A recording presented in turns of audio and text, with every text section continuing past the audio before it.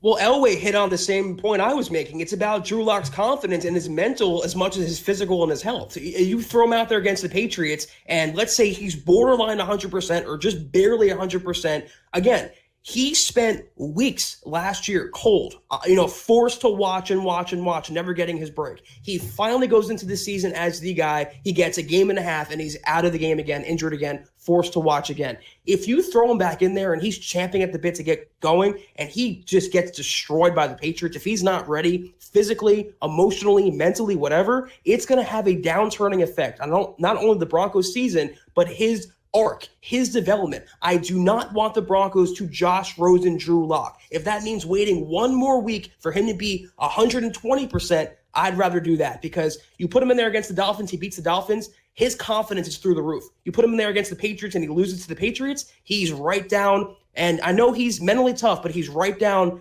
on a human emotion side, down in the dumps. And I don't want that for Drew. His confidence, what Elway said, is just as important. The Broncos are hoping he can play.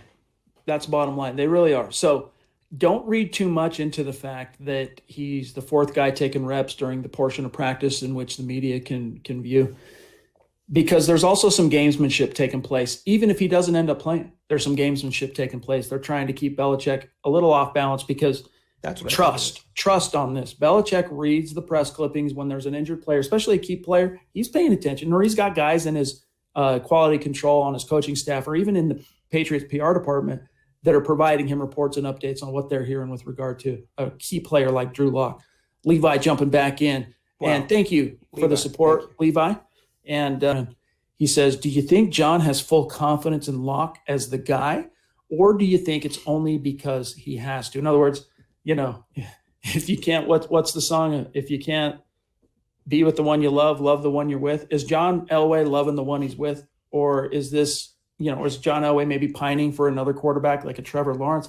I don't see it that way. I think they do believe in Drew Lock after what he showed late last year, and just the spark, not just what he did on the field as a player, but the spark that he gave to the team, to the players, to the coaches, to the community, to the fan base, to the city. I think the Broncos really do believe in Drew Lock, but they have to have their confidence somewhat shaken by the fact that it's now a question.